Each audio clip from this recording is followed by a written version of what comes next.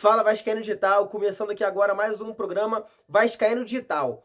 Antes de mais nada, de começar o vídeo hoje, eu vou trazer um bate-papo exclusivo com o Eduardo Machado, ex-vice-presidente de marketing do Vasco. Falou com a gente, respondeu 3 perguntas, já já eu vou estar trazendo conteúdo aqui. Mas antes de começar, eu gostaria de pedir para você que nos assiste, que continue compartilhando os nossos vídeos, conteúdos exclusivos de bastidor. Eu gostaria que você também continuasse curtindo os nossos vídeos e deixando aqui o seu comentário, sua sugestão de pauta, de análise, que a gente possa continuar melhorando e fazendo um conteúdo cada vez melhor para você. Agora, vamos para o vídeo. Eu fiz 3 perguntas para o Eduardo Machado. A primeira pergunta foi sobre a passagem dele pelo Vasco.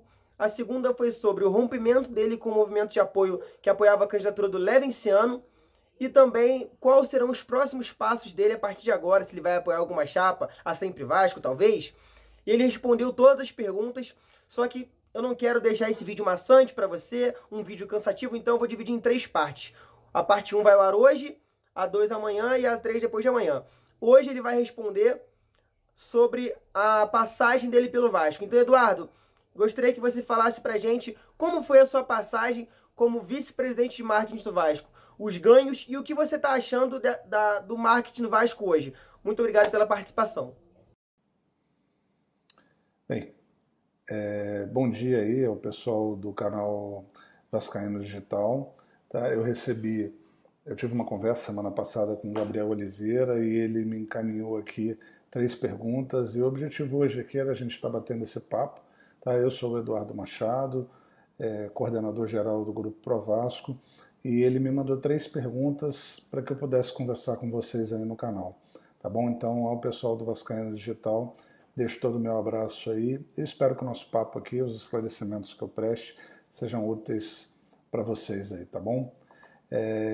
Mais uma vez, obrigado aí ao Gabriel Oliveira. E vamos lá. A primeira pergunta dele foi falar um pouquinho sobre, fazer um balanço da minha passagem como vice-presidente de marketing lá na gestão Dinamite, né, um pouquinho lá em 2011 até praticamente início de 2013, final de 2012. Ali foi. Primeira questão que eu quero fazer é a questão da continuidade. Né? Eu recebi um departamento de marketing com uma garotada ótima. Né? Não era só garotada, mas muita garotada, 80% eram jovens, extremamente talentosos e que eu sigo até hoje. Muitos deles conversam comigo e estão crescendo nas suas carreiras. Esses jovens não foram recrutados, selecionados por mim, mas eu mantive toda a equipe. Então eu sempre fiz um reconhecimento a quem me antecedeu, principalmente o Fábio, lá de São Paulo, e antes do Fábio, o Zé Henrique. Então, isso fica uma primeira observação em relação à instituição Vasco da Gama e qualquer um dos seus departamentos funcionais. É importante a continuidade num processo. As pessoas ali estão servindo ao Vasco como voluntários e buscam sempre o melhor para o clube. Se não estiverem buscando o melhor para o clube, você tem os meios pertinentes para questionar esse tipo de coisa. Mas eu recebi um departamento bem estruturado,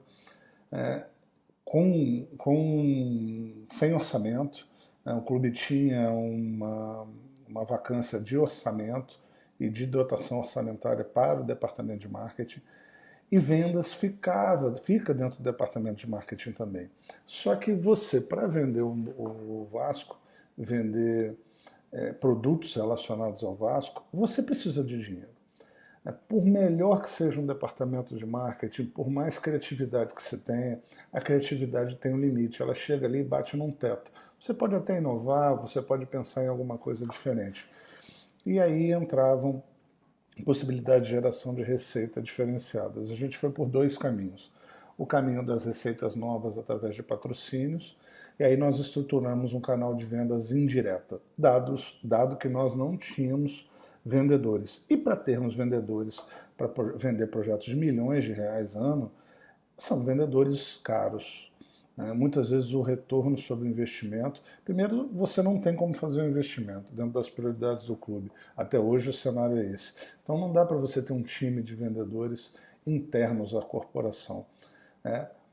Ou pelo menos não foi esse caminho que a gente seguiu.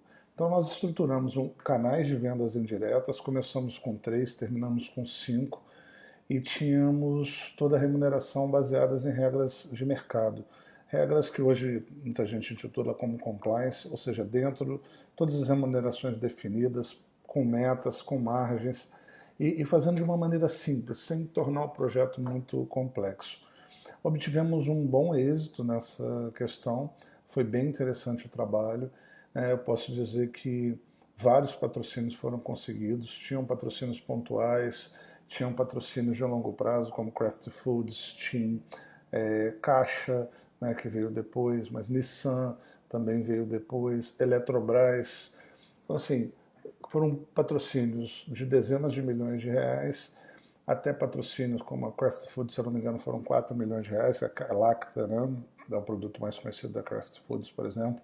Fizemos vários pontuais, como o Casarão dos Lustres, como a Fertilize, ou seja, era uma oportunidade. BMG, Banco BMG, que hoje é Master do Vasco, nasceu lá atrás de uma relação muito bem feita, de patrocínios pontuais.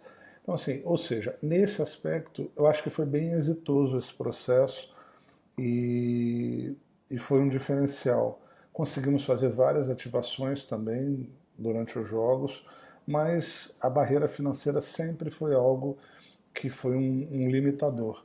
Mas conseguimos resultados interessantes, chegamos a tentar estruturar a questão de projetos incentivados, tanto com o ICM estadual quanto impostos federais, e, e também não foi adiante por falta de tempo, mas conseguimos também um certo êxito ali.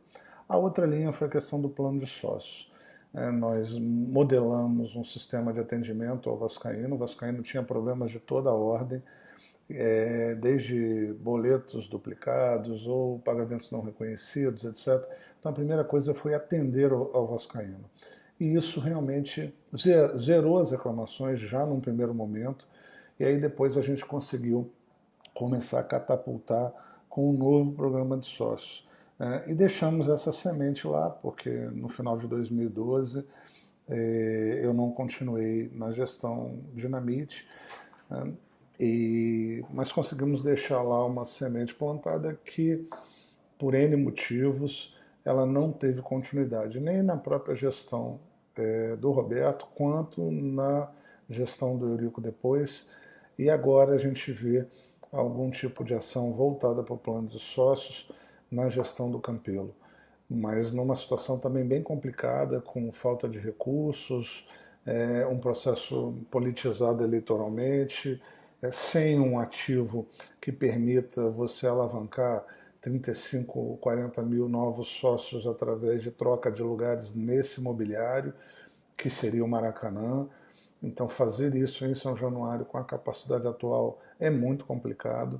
E todos os planos de sócios que catapultaram patamares de 50, 60, 80 e 100 mil sócios tiveram 45 mil lugares lá no Beira Rio, por exemplo, no estádio, na Arena Grêmio.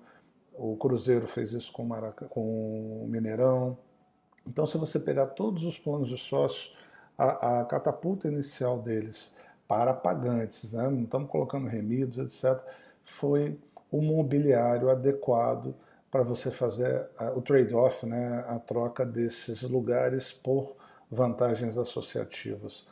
Esse talvez seja um caminho interessante, a gente poderia ficar falando aqui horas sobre os caminhos, mas esse é o ponto que foi colocado, tá bom? Então a primeira pergunta foi essa, eu me coloco à disposição não só do Gabriel Oliveira, mas de todos que quiserem encaminhar qualquer tipo de dúvida, e o objetivo é que se a gente puder ter continuidade dentro dos trabalhos, eu acho que isso seria inteligente. Em todas as gestões, fica aí a recomendação para todos que estiverem envolvidos dentro dessa pasta, dentro do Vasco da Gama. E desejo toda sorte aí para a atual gestão nos esforços realizados dentro desse cenário financeiro complexo.